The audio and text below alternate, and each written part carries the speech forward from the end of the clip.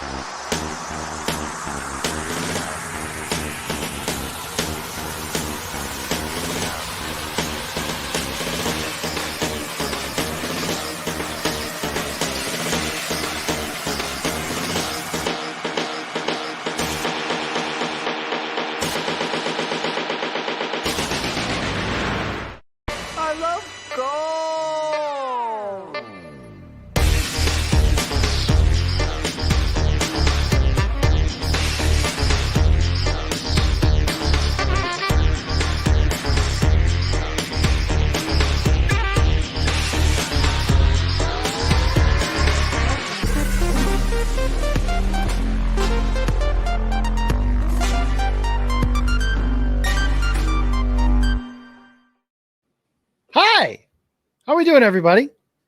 It is April 14th, 2021. We are 2 weeks away from the NFL draft.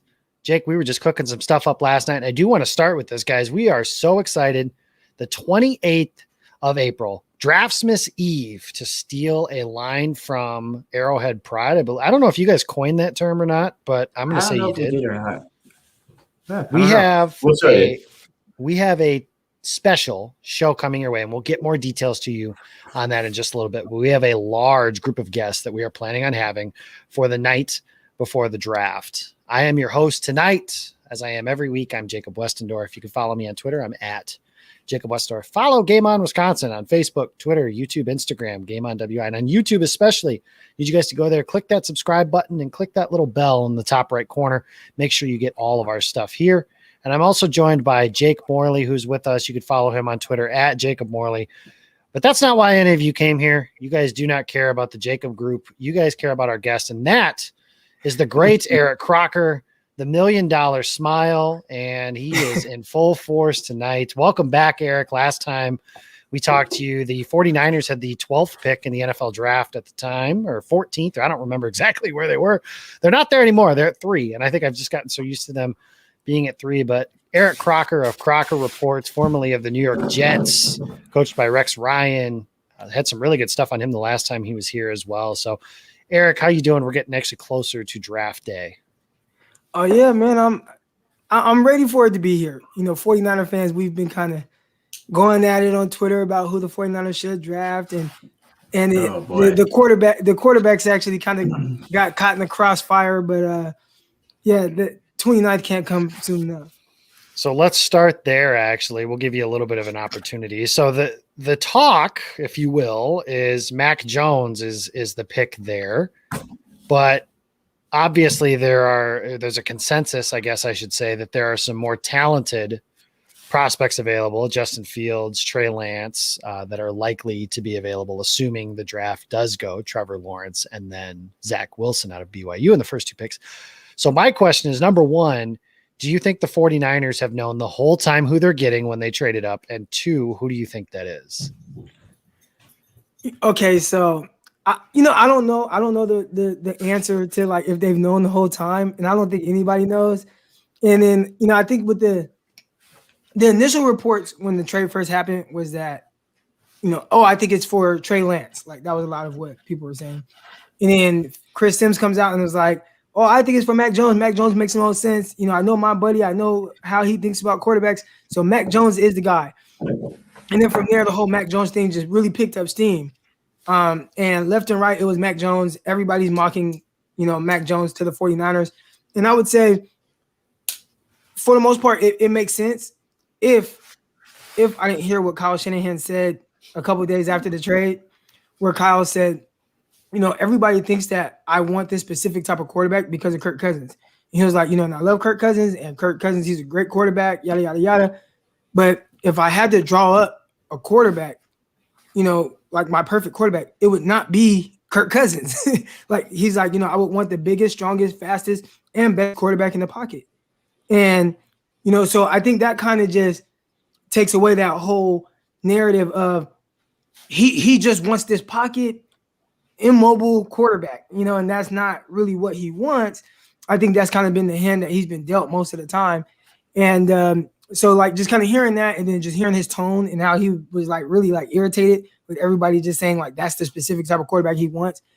It just opened my thoughts up to where it's like, okay, he really can go any way with this. But I feel like a lot of people in the media, because they keep pushing that whole thing about like his style quarterback. I'm like, I don't think they heard this press conference where he clearly said what he actually prefers. And he talked about really liking Josh Allen, and he's seen Josh Allen kick our butt. He's seen, Russell Wilson and the way he plays kick our butt every year for the last 8 years. He has seen, Kyler Murray and the challenges that he poses to our team. So I think he's probably changed his way of thinking a little bit, but still doesn't want to get too far away from what he truly believes. So if it were me, I would go Justin Fields. But I don't know why I have this feeling that it's Trey Lance. Like that, it's just like that's what I strongly believe. Like if the draft were tomorrow, Trey Lance would be the pick.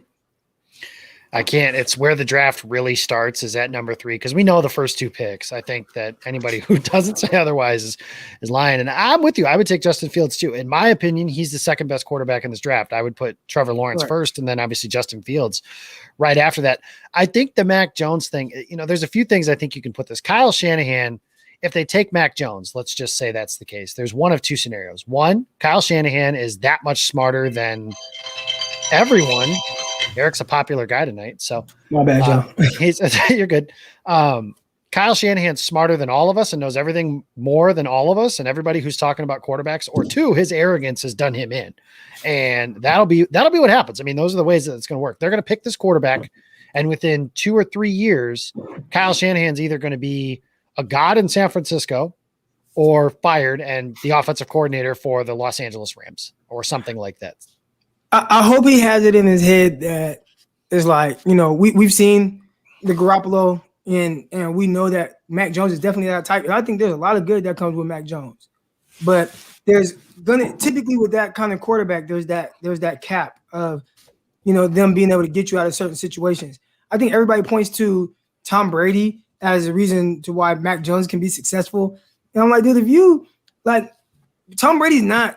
The reason why he's successful is not because of any type of like physical traits or anything like that. Like if you expect a guy to kind of come in and be Tom Brady from a mental standpoint, you're setting this guy up for failure.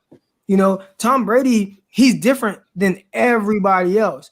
Like just really in his preparation, his ability, like just the discipline in which he, the way he does things and everything, the whole TB12 and taking care of his body, like Tom Brady's just on a different level of being a maniac in the way that he has made his physical limitations not as much of an issue, and he's mastered every other part of his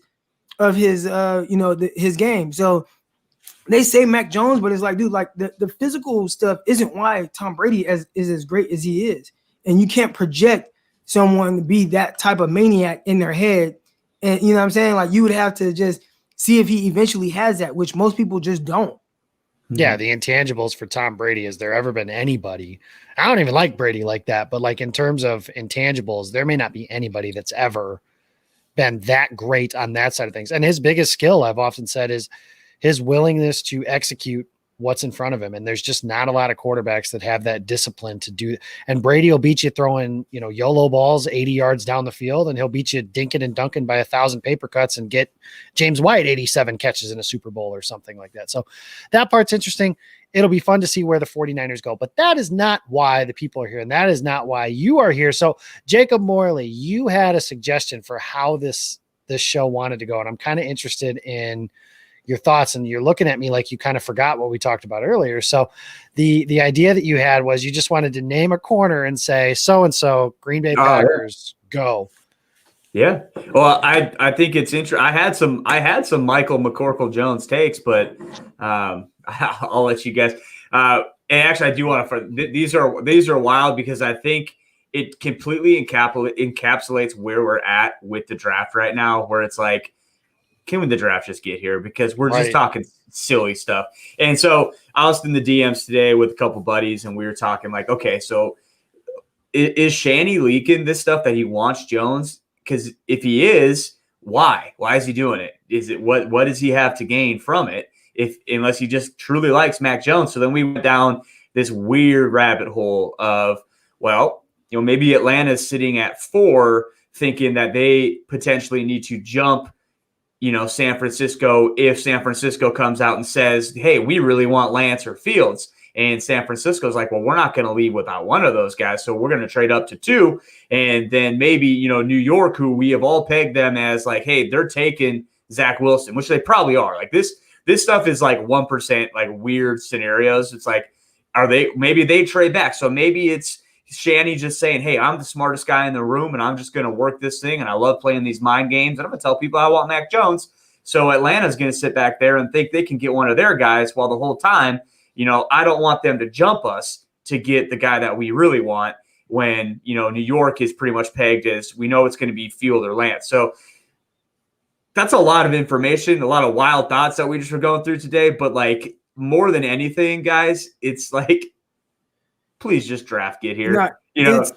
I think you made some good points, and I think those are things that probably the 49ers are worried about. What if the 49ers aren't as high on Zach Wilson? And maybe, let's say they like Trey Lance, who have been kind of linked to the Falcons a lot, right? Like, they don't want people to know they like Trey Lance as much as they do. Maybe they like Trey Lance more than they like Zach Wilson. Zach Wilson's smaller. He's had injury history. Maybe they don't want to deal with that, and they feel like there's a lot of things that they really love about Lance.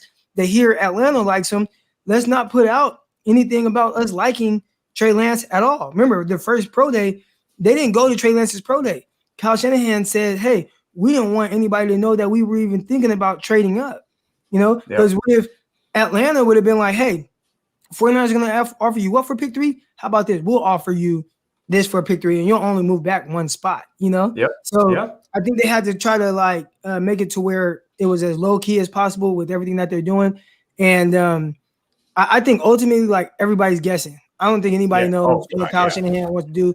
Ian Rappaport came out and said that, like, that thing is completely sealed tight. Like, he was like, I couldn't even get information on anything about the pick. Everybody that's talking about it being Mac Jones is assuming, based on what Kyle Shanahan's history with quarterbacks has been, he may very well pick Mac Jones. But I don't think people actually know that's who he's going to take. I think they're just all guessing. Yeah, and that part of it interesting too, because the other thing is, say Washington, obviously Mike and Kyle were together there and they had RG3. And the other question to that is like, well, did Mike and Kyle really love RG3 that much? Or how much did Daniel Snyder play in a role in that? And because obviously then they drafted Kirk, 3 rounds later. And it was strange. Like, at the time they had Robert Griffin, they traded all that to pick him number 2. And then in the 4th round, they still took Kirk Cousins. That was just, they could spin it as you always need quarterbacks and you can never have enough good quarterbacks, yada, yada. It was weird. And I don't think there's any other way to put it than it was weird. Yeah, they didn't want RG3. I think it was something about, like, they would rather have Russell Wilson, and they were going to take him outside of the 1st round, but the owner wanted to trade up and get RG3. So yeah. God bless the Packers for not having a real owner. For everybody that complains all the time about if they had a real owner. If you have a real owner, shit like that is what happens sometimes. Yep. Well, okay. So enough McCorkle talk. All right. And he's the real winner in all of this. He really is. Now that his name's being mentioned in the top 10, so he's a top 10 player. But anyways, so speaking of, let's talk about good players now. I think when you look at the Packers, and we've talked about Green Bay really values at relative athleticism at the cornerback position, and they really value age. Goody has never taken a guy in the 1st round that's older than 21. And so you just compile this list, and I compiled the list of 20 guys, and I focused on offensive line, wide receiver, cornerback, and safety. So let's focus on the corners and safeties of this group. So I'm basically talking about young guys, guys that are over that 5'10" and a quarter threshold, and guys that are just stupid good athletes. And you run the data, you run the list, which our buddy Ben Fennell was on here a couple of weeks ago talking exactly against what I'm about to do. When you put the guys in a list, pull the lever, and come up with something. But I think it is helpful. And I'm looking at my list, Crocker, and the first guy on my list is Greg Newsome, 20 years old, 9.9, relative athletic score. So he's in the 90th percentile. Talk to us about him and how you think he could potentially fit into this Packers scheme. Would he be available there at 29? And if he were the pick? Well, first, I think there's definitely a scenario where he is available. As much as I like his film and everything, he does have those injury concerns. And anytime a guy like that has missed, a lot of time with injuries, I think you have to put that question mark on him, right? I mean, shoot, they're talking about Caleb Farley possibly sliding, so it doesn't matter how talented you are. If you have these injury issues that people might question, you are liable to slide. Now, from just a standpoint of if he fits, hell yeah. I mean, this dude, to me, he's the most well-rounded, scheme versatile corner in this class to me. Meaning, like, I feel like he has the traits to where you can put him in any type of scheme and he could be a successful starting cornerback on your team. All right. So, like, if I'm a more press heavy scheme, I think he does that extremely well. It is weird because I listened to a lot of Chris Sims and he was saying he was like a zone corner. I'm like, what? Like, okay. And I quickly put out a bunch of plays of him just strictly man. And he's not just a press man guy. He also can play off. So he can run anything that you want to do from off coverage, whether it's man from off coverage, which most people don't do because they don't have the feet and movement ability in space to be able to do that. Or he played a lot of quarters, where at some point quarters turns into man. I thought he did a tremendous job being able to diagnose that, squeeze routes, turning around with guys. He had his feet, on double moves. He was able to challenge his feet in space, movement skills in space, be able to turn around with guys. Like, I think he did a lot of that extremely well. So, and then, if it's just pure zone, I thought he had good zone eyes. So people can nitpick and point out maybe a play here and there where Newsome isn't, great on that play. But I'd say more times than not, what I saw was maybe one of the more consistent cornerbacks, at least in the 3 games that I watched, very consistent. Thought he played extremely well. Thought his movement skills were really good. Thought his feet was really good. I thought that he probably could explode out of his breaks a little quicker. But aside from that, I thought he did everything well. And you have to nitpick and find certain plays where you want to point out, say, oh, look what he did right here. But overall, he was pretty consistent and successful at any level of coverage that he was playing. I like this question that Jason just asked you. And Caleb Farley is a name that keeps coming up now as a guy that potentially could drop in this draft class. He's not on my list because we don't have his athletics testing. But I think if he's there at 29, he's a hard guy to pass up. And, Eric, you're Brian Gutekunst sitting there at 29. Both those guys are available. Knowing that you just hired Joe Barry to run your defense, you got to pick one. Who do you pick? That is tough because I like Newsome more. But it is hard to pass up on the physical traits and ability that Farley has. Now, both of them are kind of dealing with injury stuff, right? I'm still a little bit more scared of the back. So because it's a back, and I might just completely miss on this guy, but because it's a back, and it sounds like this is like a reoccurring thing, he's like the second time maybe hurting his back or something, I'm staying away from that. I'm a little scared of that. I'll go with Greg Newsome. Yeah, so my question to follow up on that is he was talking about Joe Barry's scheme and the type, now we're talking about types of defensive backs that fit. And you mentioned some scheme versatility and everything. So Joe Barry obviously they're looking to run a more Vic Fangio, Brandon Staley type of system as opposed to, Mike Pettin, Rex Ryan, like they were doing in recent years with Pettin, obviously at the controls. So when somebody says something like that, what are some responsibilities that that the defensive backs have in a scheme like Fangio's or Staley's as opposed to the differences with Pettin? So I can't tell you like the intricate things that they ask their guys to do because, I'm not in like the meeting rooms, but I know just from an outside looking in, me being a 49er fan, I watched years of Fangio and his defense. I've seen what Fangio has done and likes to do, with the Bears, with the Broncos. And, that style of defense is more of like a too high, a lot of quarters and like, some things with quarters. I don't know exactly what they're running, so I don't want to, act like I just know. But I know a lot of too high, a lot of corner, a lot of playing off coverage, and then there's a lot of time when you do that, there's some pattern matching stuff going on. So ideally, and Fairley played a lot of off coverage as well. He played a lot of off coverage, but ideally you want somebody that's going to be able to play off and just comfortable being able to play in space. I really was a lot confused that they brought back Kevin King because to me, so are the rest of us. Yeah, he doesn't. Welcome to the club. He doesn't ideally have those like skills to be able to match guys from off coverage, to be able to just read and react. I think he's somebody who would have to really play a lot safer in the sense of, okay, I'm going to sit back. I'm just going to keep everything in front of me and rally down and make tackles. And because he's an athlete, he'll make plays here and there. But I would like to see somebody that's still able to challenge himself from off coverage. And I think that's what made the 49ers so good during that time, right? They had a tremendous pass rush, and they had corners that just played that stuff to a T, whether it was Carlos Rogers, Tremaine Brock, Carlos Brown. Rogers, that always drove me nuts because he was never that good in Washington, but in San Francisco, he looked like a god out there. He ended up being like all pro. I think he had like 2 interceptions in his career heading to 49ers. And then like that first year, he had like 6 or 7 interceptions. So, putting somebody in this game, like, just something might work. They played him in the slot a lot. 49ers played him in the nickel a lot. You just look for somebody that's able to challenge themselves more in space. That's the best way I would kind of identify the type of corner that they would want. And so like Jair Alexander, he's able to challenge himself in space. But Kevin King, we'll see. His movement skills are a little longer. I think ideally, you would like somebody that's more like 5'10" to 6 feet tall. If you guys see my daughter, just never mind her. I was gonna say she just became the star of the show. I think the other thing about LaFleur and Rodgers talked about this after they played the Rams this past year, and you saw it obviously as well with them playing the Niners twice, is they kind of did some interesting stuff with Jalen Ramsey and doing some like he's man, but everything else is zone. And they talked about how hard that was to dissect and how complicated that could be. And that's something just me personally, I'm excited to see if they do stuff like that with Alexander, because Alexander is actually a really good zone corner. In addition, he's good at everything. I mean, we've kind of gone over that too, but I mean, just the ability that he could have to say like, okay, we're going to have Jair maybe travel a little more as opposed to just playing one side of the field. So I think that part is interesting. So you mentioned a couple of those guys, Newsome, Farley, et cetera.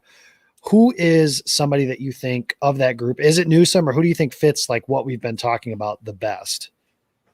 Yeah, I definitely think Newsome, like just off rip Newsome. But again, Farley played that style of defense at Virginia Tech where he was primarily off. Like he wasn't even like this press corner. I think people would see the size, the length, the athleticism, the speed, and they're like, oh, press corner. Like, no, that's not what he did. And he was probably more inconsistent playing press man than he was playing off, and just didn't have a whole lot of reps playing press. But I think Newsome for sure. Another guy I think that can play it extremely well, Asante Samuel Jr. Now, when you get into that type of scheme, it kind of takes out I just need this big, aggressive cornerback. You can have a 5'10 guy, 5'11 guy, and as long as he has good movement skills and he has good feet and he can play off and read and diagnose things, which Asante Samuel can, I think he'd be a good guy as well. Now, you guys are probably picking late in the second round, because you guys are picking 62. Yeah, so I don't know if Asante Samuel will be there, but maybe. But he definitely fits though. Now, do you care? I was just going to follow up and say, do you care where he plays? Slot, boundary, does it matter? As far as who? Samuel, I'm sorry. No, I think it's just going to depend on the scheme. If he goes to a scheme like what you're talking about, like what the Chargers new head coach, like what he played with the Rams, Fangio, what you guys are playing now. If he goes to a scheme like that, then you can play him outside or inside. Now, if you want to play him in that Seattle 3, then maybe you would like somebody with a little bit more length. The thing is, I think teams are starting to kind of get away from just that whole Seattle scheme thing. I know the 49ers that would been a staple of their defense. And then next thing you know, they're playing more quarters than anything else with Jason Verrett and Emmanuel Mosley. And those guys are both 5'11 and under. So I think teams might be starting to look at it where like, okay, let's not pigeonhole ourselves into just having to play this style of defense with this style of cornerback. I think now you can have a guy like Asante Samuel and be able to play him on the outside or in the nickel if you choose to. I think Samuel was probably one of the best tackling cornerbacks in this class. And I think that really allows you to be a guy that when you have that kind of aggressiveness and go out of your way to make plays and tackles and stuff like that, you can definitely slide him down there in the nickel. Yeah, and the Packers have met twice with Asante Samuel, and I think when you look at the Packers, they're a team that's super rigid to their board and they're rigid to their thresholds, and they don't like to stray far away from that. And Gutekunst has done it really twice now with his top 50 picks in Jair. Jair was a little bit under their height threshold. And then as far as age, Elton Jenkins was a little bit older than guys that they typically draft. He was 23 when he was drafted as a top 50 pick. So those are two of Goody's best draft picks. So it's with him, it's almost like, man, if he's just got a gut instinct about a guy, or if he likes a guy, I think he throws some of that stuff out the window, which is good. And I think Asante could be a guy just like that, that if he was the pick, and heck, he could, if he's let's say he's the pick at 29, because like you said, that's a little bit of the reality of picking late in the first round. Is first round, you're picking 29, your range of players is like 20 to 60. So maybe you think a guy's a mid-second round pick, and all of a sudden he's a surprise for late first rounder. That's just because that team wants him. And so if he were the pick at 29, I think that would raise a lot of eyebrows, just because, hey, we didn't expect this to be the pick. He's not tall enough. He's not athletic enough. What's going on here with this pick? But I think you just laid it out perfectly with the fact of the matter. Like, they are just like, they have Jair Alexander on one side. For the love of God, just get someone on the other side that can cover some dudes, that can cover some ground, and can make some plays on the football. And I think Asante Samuel is that guy. But back to the thresholds, I'm going to throw two more names at you that are both when you put all that stuff together, these guys are two top five Packers type people. And that's Ifeatu Melifonwu, and then a name and the corner from Syracuse, which I think a lot of Packers fans are familiar with now. Thank you, Peter Bukowski. Yeah, he's been making the rounds, to say the least. But then a guy I think that isn't super well thought of or talked about enough for the Packers is Stanford cornerback Paulson Adebo, who I think fits a lot of what they like as far as athletic profile. So talk to us about kind of those two guys.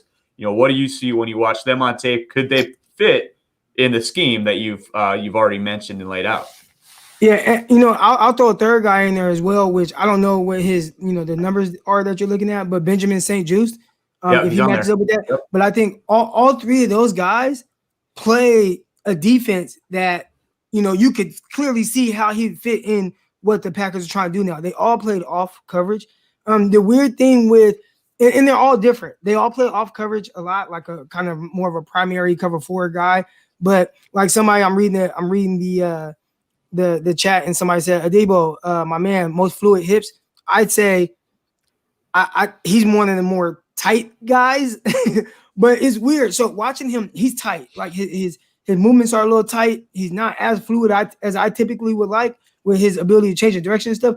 But somehow he has mastered being tight to the point where it doesn't look to be too much of an issue. Now, when you watch him against Gabriel Davis, and Gabriel Davis had him in space, he just whooped his ass, right? Several times where it was just like, hey, whooped him, whooped him again. Like, and you could see how a receiver with good movement skills might hurt Adebo, especially if he gets him off and in space. I just don't think that his feet transition quick enough, but he has also shown the ability to kind of open up and flip his hips and do those type of things. When it comes to Melifonwu, I think he's a little bit more lumbering with his movements, where he's not like a quick twitched up guy, which you would expect him to not be when you're 6'2", 215 pounds or whatever he measured in that, right? Like huge corner. I think he played that coverage well. I think I would like him a little bit more pressed up, but obviously, like I said, like he played in a scheme to where you could see him play off, and he brings a different level of aggressiveness. I think he turns and runs with guys just fine. He's definitely athletic. He's just a little bit more lumbering with some of his movement skills. All right. And then Benjamin St-Juste, I think with him, he's a guy, he reminds me a lot of Ahkello Witherspoon. I think he has rare movement skills for somebody that's 6'3", 200 pounds, where I think his hips, his fluidness, his ability to kind of change direction. I think he does all that extremely well. I try to look for like the little smallest of hints to see like what type of movement skills a guy has. And I was watching one clip, and it got like to like the end zone view, and the quarterback kind of like scrambles off, like rolls off left, and he's just throwing the ball away while St-Juste is going the opposite way. And St-Juste flipped his hips just like that. Boom, flipped his hips. There was no wasted steps. I thought the transition was really clean. That was something like really encouraging to see. So thought for the most part, for somebody with his size, I think his movement skills are as good as they can get. They're still a little bit long, but he showed the ability to play not just press, where I thought he played very well at press, but play off coverage as well and have decent feet to be able to challenge himself in space. I love that you brought up St. Juste because he legit is the only other corner on my list of 20 guys in this class. So it's right now the number one Packer is Newsome, 3 is Melifanu, 5 Adebo, and then you get down to 20, and that's St. Juste. And to talk about him too, like, man, at the Senior Bowl, you see him, and he's just massive. He's a huge human being. And then you saw. Oh, go ahead. I was going to say, if you're going off value, right? Because we talked about, like, at pick 29, do you maybe get a guy like Samuel because he might not be there in the second round late, right? I would try to hold off and see if maybe, either Samuel slides or Melifanu slides or St. Juste slides, which probably St. Juste might be the guy I picked first out of those guys. Maybe Asante Samuel and then St. Juste. But you just wait to see, are any of these guys going to slide? And if at least all 4 of them are on the board after the first round, then you can start to see, like, all right, let's just do like a whole value thing here. And we like all these guys and we have a similar grade on all these guys and we think we can have similar success with all of them. Let's just hold off. Now, if you start seeing some of them flying off the board in the mid, in the 30s or 40s, then you just might have to trade up. But it wouldn't be too much to slide up from late second round to, the middle of the second round.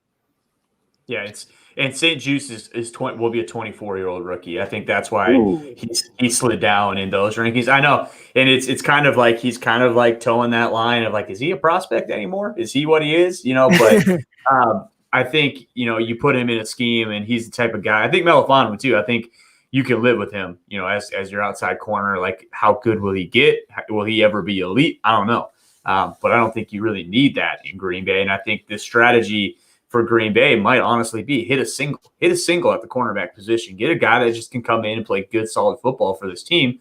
And that's going to be such an upgrade over the roller coaster that Kevin King is, over on that side. So I think it's interesting. And 2 more names that I want to throw at you before. I know they're not technically corners, but you talked a little bit about Fangio's scheme.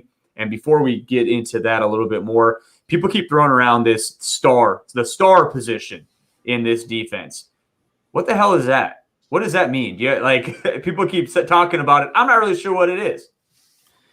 So the star position, as far as now this isn't any definition from, like, I didn't go to like a Nick Saban, coaching clinic or anything like that or anything, but just kind of what I've been seeing from guys that play the quote unquote star position is kind of like a hybrid safety / nickel. And again, if this isn't the correct term, you guys don't kill me online for this. But it's like a safety, it's like a hybrid of a safety / nickel that doesn't have to come off the field. That's what I see when I see it. So, like, you look at like up here, Minkah Fitzpatrick, right? Like, that's like the greatest star we've ever seen. Then you see other guys like Budda Baker. You've seen guys like who's the other guy I had on my mind? You might be throw a guy like Elijah Molden, into that mode of a guy who does not have to come off of the field. So that's why I look at it. It's like a nickel, like, say 49ers, right? We have a nickel in Kawan Williams, but in base situation, Kawan Williams is not on the field. But when you have like that star guy, it's like, well, you almost use him somewhat like a 4-3 wheel, but not really, like, he just has that ability to be able to stay on the field in all situations. That's kind of what I've seen from the star position, but I could be wrong. No, I think that's how I've understood it as well. I just didn't know if there's something I was missing out on. And there's 2 guys that are on my top 20 list of Packers that I think could come in and either allow Darnell Savage to kind of slide into that role or just do it themselves. And that's, Trayvon Moehrig, the safety out of TCU, and then Javon Holland, the safety, corner slot, whatever you want to call him, out of Oregon. Do you have any thoughts on those guys? Just because I think if they were drafted in Green Bay, they'd be playing some slot. Yeah, so I'll start with Holland. I don't think if you use him as a star, I could see that, but I wouldn't really want him guarding slot receivers too much.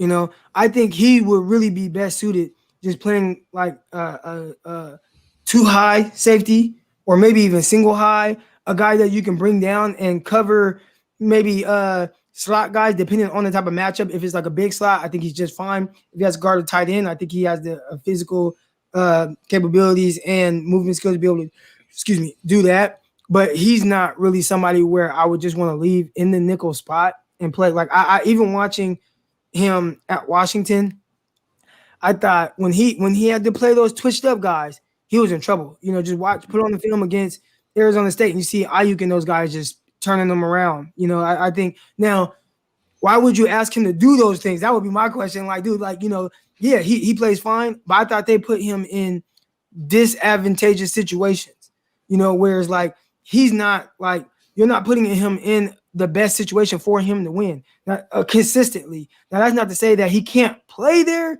and do well. I just think he'd be better suited as someone where he's more of a two high guy or single high, but he's versatile enough to where we can roll him down and we can do these different things with him. But I would not want to leave him purely in the slot. Now, who was the other guy you asked? Morig, or is that how you say it? The TCU kid. Yeah, It's I know you're talking Merrig, and Merrig. you should Yeah, know this by this point.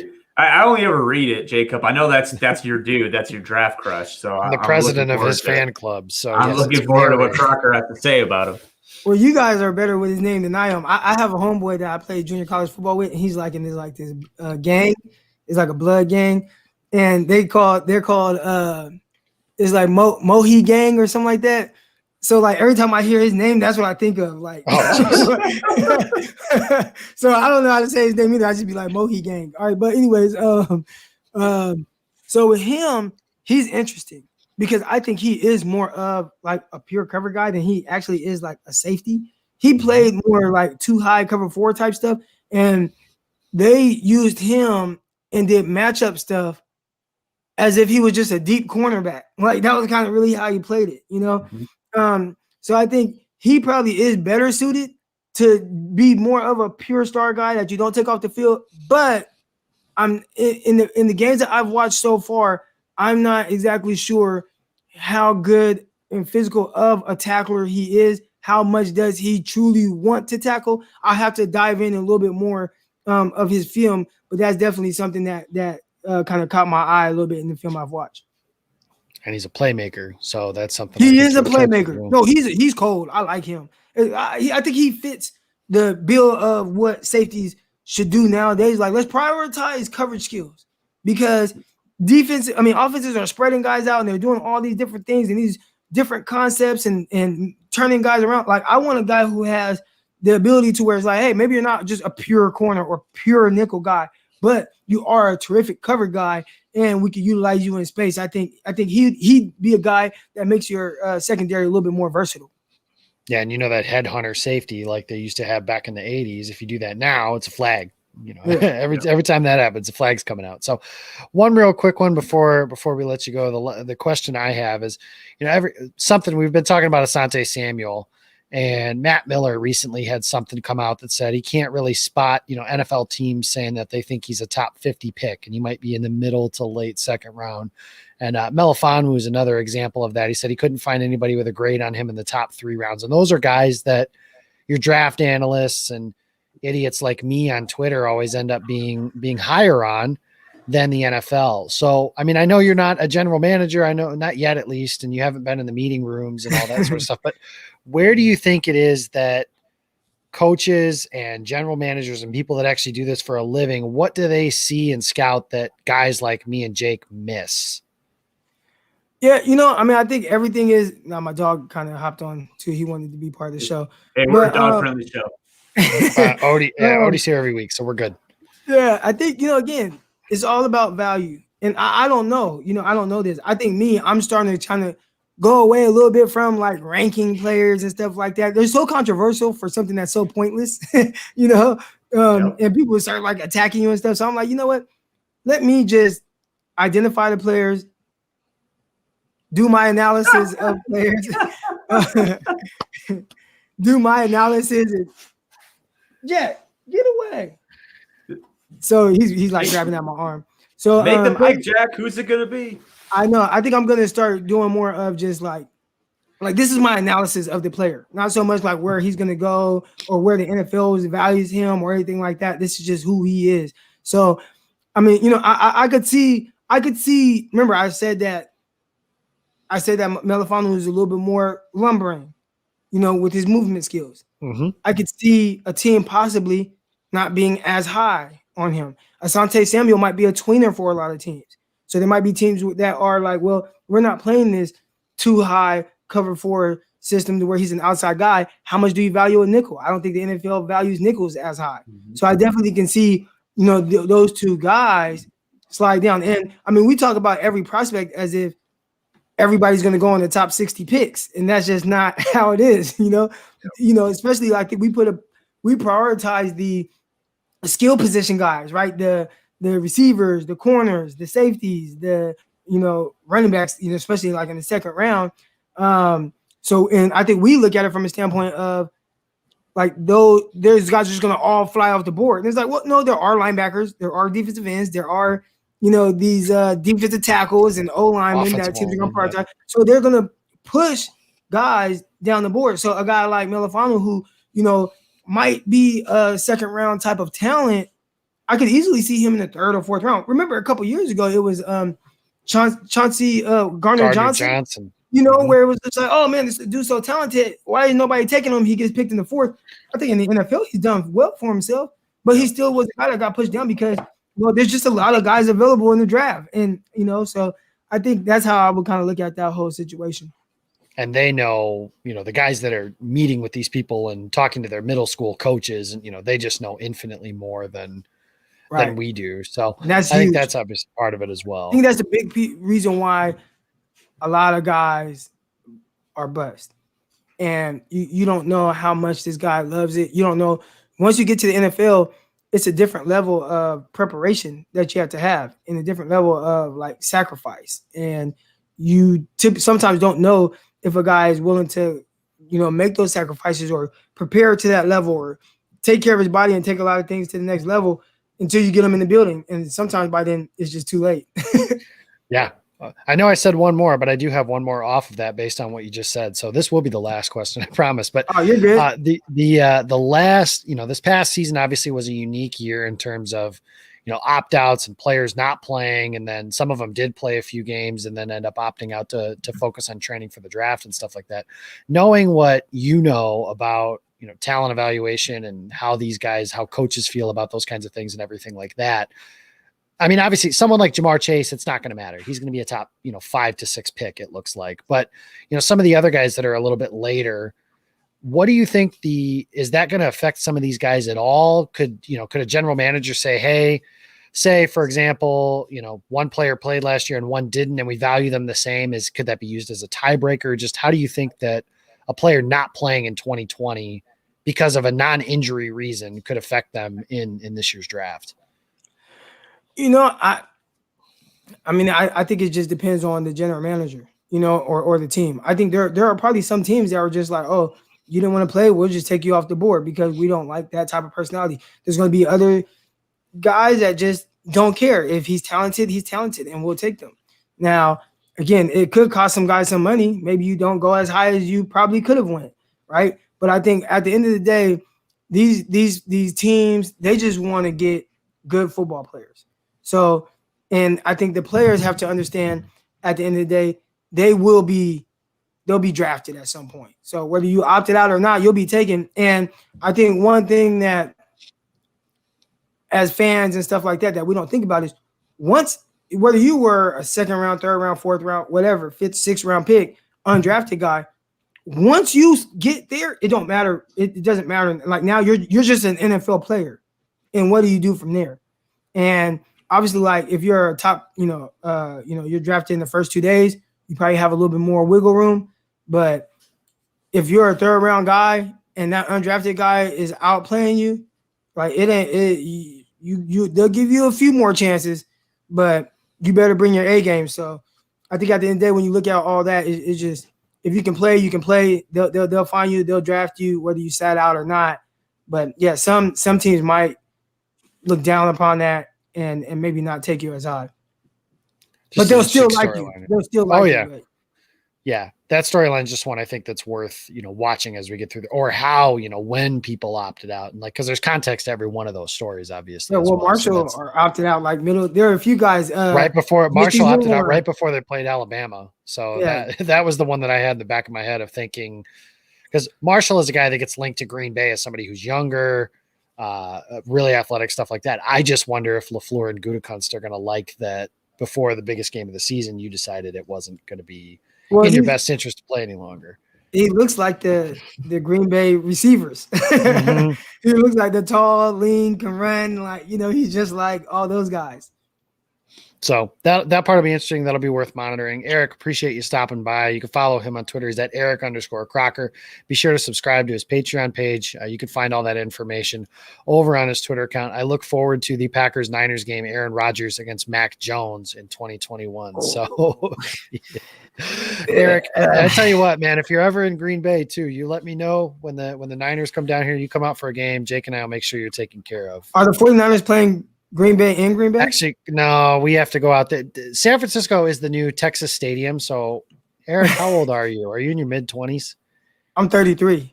33. Okay. So when we were kids, when all of us were kids, Green Bay always, when they had Favre, always had to go to Texas Stadium. They played the Cowboys, that Cowboy Dynasty team in Green Bay one time, and they beat the crap out of them. They won by like 30 points. But it was after the Cowboys had taken turns beating the snot out of the Packers at Texas Stadium. Yeah. San Francisco is that new stadium. For some reason, we always have to go out there. So nonetheless, if you ever come out this way for a game, be sure to let us know. We'll take care of you. Thanks, man. Appreciate it, guys. All right, Crocky, we'll see you again next time. It's Eric Crocker. You can follow him, like I mentioned, on Twitter at Eric_Crocker. And Jake, the cornerback class, that's kind of the big spot, right? So, my question, we're kind of running short on time, so I wanted to give most of that opportunity to talk to, or to let Crocker do the talking, because obviously he knows a hell of a lot more than you and I ever will. But, my question that you kind of alluded to a little bit is, we've talked about that boundary position. We've talked about that star position. Is there something you think Green Bay should be prioritizing when they come out of this class, one over the other? Or do you think, me personally, I'm not going to be surprised if their round one pick is someone like, Greg Newsome, just to keep throwing that name out there. And then their fourth round pick is somebody that can do that slot safety or just strict slot type corner stuff to try and upgrade that cornerback room as a whole. Yeah. And I think, I loved what he said about Holland and Merrick. Jesus. Merrick. Because I think they're two good fits and for separate reasons. And he hit the nail on the head. With Holland, I think you're taking him and saying Savage is the star, right? Savage is the star. Holland's going to go to that cover two high safety. And we've essentially upgraded two spots. If Merrick is the pick, then you say, oh boy, we have two guys that could probably do both at a really high level. And we have two guys that are just playmakers, field tilters. So that would be a lot of fun. But I think those two guys, and I wanted to bring that into the cornerback conversation just because I think it would allow Savage to be a little bit more of a slot corner type player, basically what he was at Maryland. So I think that was a worthwhile conversation to have with him. And then I like Asante Samuel Jr. I really do. I haven't met a lot of people that don't like his game. And it seems like the Packers are one of those teams that they love his game too. And I just keep going back to, Goody has his thresholds. This guy has thresholds. Every team does. Every good team does, because you're trying to mitigate risk. You want to look at the data and say, chances are this player will be more successful than that player. But as we all know, sometimes football, you got to trust your instincts. You got to trust your gut. And if they take Asante Samuel Jr. at any point in this draft, and if they took him at 29, guys, I'm telling you, if they took him at 29, people might scratch their head. And I know there's reports coming out, teams saying, hey, he's not a top 50 player. We hear that stuff every year this time of year. He's not a top 50 player. This guy's not going top 5. This quarterback 8 is going to slide into the first round. It's the Stanford kid this year. Mills, is that his name? Yeah. He could be another quarterback to go. This year's Davis Webb. he won't probably be that. Like we just hear the same type of stuff every year.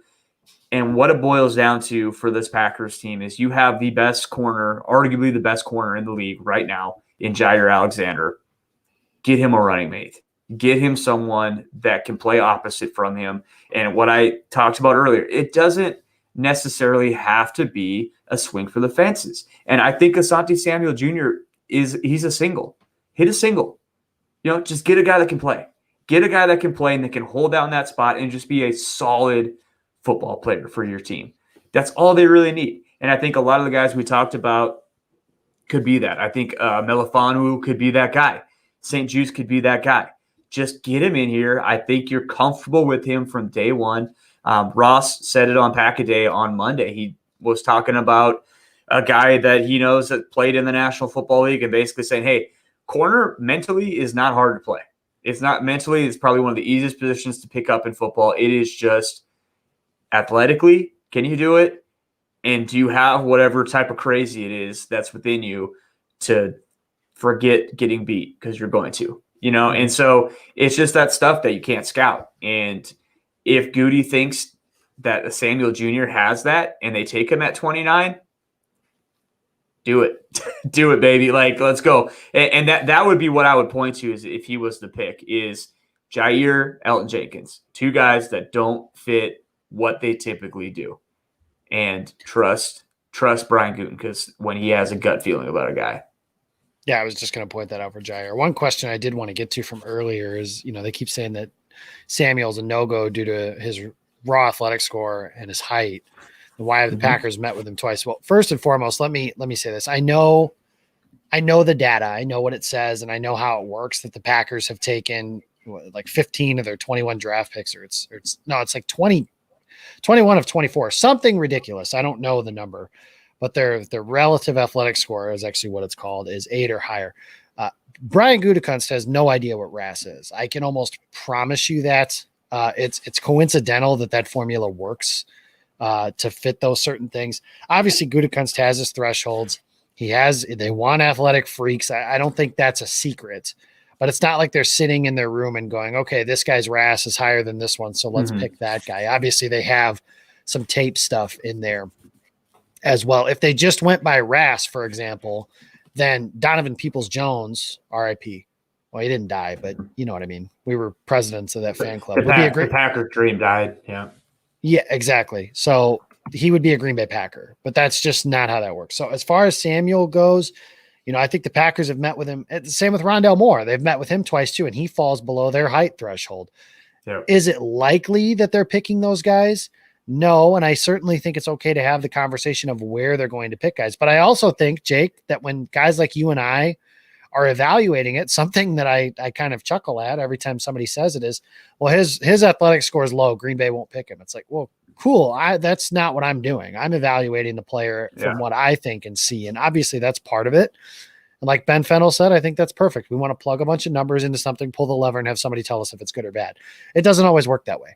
And football, yes, a vast majority of the great players are great athletes. That's just the nature. Athleticism matters in athletics, certainly. But I don't think the Packers are going through, and Brian Gutekunst is saying, well, here's the tiebreaker, is this dude's more athletic than this dude. That's just not how that works. So when it comes to Samuel specifically, I think you can see a lot of the things that they liked about Jair Alexander to say, okay, we'll go somebody a little shorter than we ever have. And that's something they would have to do. I certainly see that.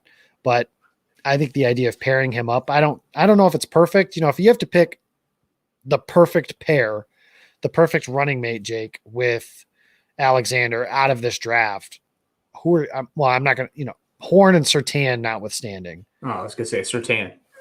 Yeah. Easy. But out of those, who are you picking? So take Surtain and Horn off the board. It's Newsome. Like, it's got to be Newsome. And I think I love what Croc said about Farley and Newsome. Farley is a super high upside player. You talk about hitting singles. That is not what Farley would be. That is a swing for the fences. I mean, this guy was playing receiver 3 years ago. Hot size, size, weight, speed, all that. He has every physical and tangible. Back injuries scare the crap out of me. I mean, that's a tough one. And even beyond that, though, man, Newsome's tape is good. Like, and he's going to fit what this team wants to do. I just don't know if he'll be there. And I don't want to be that guy. I hate being that guy. I don't know if he'll be there. But I would say, what was it, 50-50? 50-50 chance he's there at 29, if that even? I would say Newsome. I think Newsome and, well, maybe not Farley. Farley strikes me as a guy that, depending on how teams feel about the injuries, is somebody that Green Bay might be able to do the Jordan Love deal, where they move up just a few slots to get Farley. Newsome is a guy, we've talked about that 30 to 21 sweet spot with Indianapolis. That strikes me as the possibility of where, or 29 to 21. I keep thinking they pick 30, but that's not the case. 29 to 21, that sweet spot where they can pick somebody that way. Newsome might be a guy they have to do something like that for. So I'll be interested to see how that goes. Like I said, I think Green Bay comes out of this class with 3 defensive backs, whether that's 2 corners and a safety, 2 safeties and a corner, whatever it is that they do. And I do think if they take 2 corners, one will be a player they think can play outside, and another one will be a player that they prefer to play inside.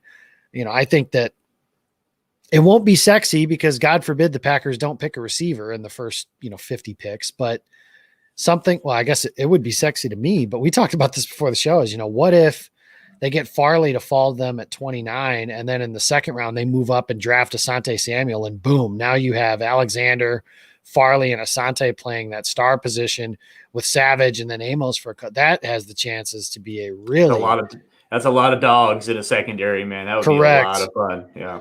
Yes, it would. And, the question then becomes, and Farley, Green Bay, we'll talk about this more in a couple of weeks, depending on what else comes out. Farley in Green Bay is a really good situation for him, just because, like Crocker mentioned, if he's not ready immediately, I'm not calling Kevin King a stud. I'm not saying that, but can he be a starter and can you win if he's a starter? Well, the Packers won 13 games last season. So, yes. Last 2 years. Yeah. The last 2 years. 23-6 with him as a starter the last 2 years. Well, he didn't play all those games. 26-6, but yeah, you're right. I am bad at math. That is true. Please tell me aren't you a math teacher? No, history. Oh, okay, good. Yeah. No, I mean, here's the thing. It's should they be looking to upgrade from him? Yes. And I think they are. That's something Gutekunst said he wants to address that position. Gutekunst doesn't lie. That's the thing. Like last year, he told us, oh, yeah, I'll pick a quarterback if the opportunity presents itself. Did you happen to hear who their first-round pick was last season? This offseason, it was, I'll push money to the future. He's done that. And we need to address the cornerback position. And he said the offensive line was a deep group. I think that you could see very easily him doubling up at defensive back, addressing the positions that way, finding a few offensive linemen later like he did last year. I think there are so many things and so many scenarios that play out so well for the Packers. And I do think, we'll make some bets on draft night or the night before the draft and everything like that. But there's a guy he has in mind. And I will bet you if he starts seeing, Surtain and Horn and some of those guys start coming off the board, he's going to find, you've got something cooking.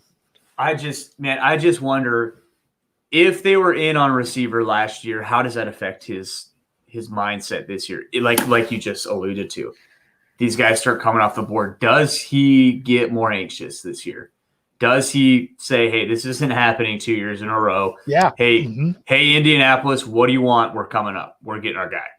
So he's a human. He has to be sitting there thinking that. I think, like you said, he said, we'll take a quarterback if one's there. They did it. I don't necessarily think that was their plan going into that was the draft. No, Cheesehead TV always does the FUBAR board, and you guys can figure out what FUBAR means on your own. But I think that's what started to happen was they had those guys start going that route, and I think that's something that Gutekunst, and I'm not a general manager, and thank whatever God you pray to or don't. If you don't at all, that's fine. Just think whatever it is that I'm not. But my advice to him would be, figure out a way to balance that nerves of I need to get a guy to, not giving up pick 29 and 62 to move up to 25 and pick, a guy that I'm not saying he would have been there 4 picks later. Panic. Panic. Exactly. So the other thing I'll be curious about is how they do, if they do move up, there's a few things that come to mind. Is it for a corner? Is it for Christian Barmore? Is it for Rashad Bateman? You know, those kinds of things will come into play in discussion. Tevin Jenkins, some offensive tackles, obviously, potentially as well. We'll talk about all that stuff 2 weeks from now. Next week, we have one more guest to talk about safeties. The great Eric Edholm of Yahoo Sports, the lead NFL draft writer of Yahoo Sports, will be joining us to talk about the safeties. So next week's show, I'm not going to lie to you guys, is probably just going to be about Trevon Moehrig the entire time. And that's okay, because Trevon Moehrig is a perfect Green Bay Packer, and we need to figure out a way to get him in green and gold. It's that simple, guys. And I will not stop until it happens. And when he gets drafted by the Saints 4 picks before us, I'll be sobbing in a corner for a while. So that's going to do it. Be sure, like I said at the top of the show, follow us on Facebook, Twitter, Instagram, YouTube. Go to our YouTube channel, Game On Wisconsin. Hit that subscribe button in the top right corner and click that little bell that tells you when all of our stuff is going live, because that will be helpful. You can follow Jake Morley. He's on Twitter at Jacob Morley. And you can follow myself. I'm at Jacob Westendorf. I'm on Twitter. You can catch the Pack a Day podcast, which I'm on tomorrow. We're talking receivers, which I don't think anybody's going to have a whole lot of interest in, but maybe receivers a hot button topic if you're the Packers or not.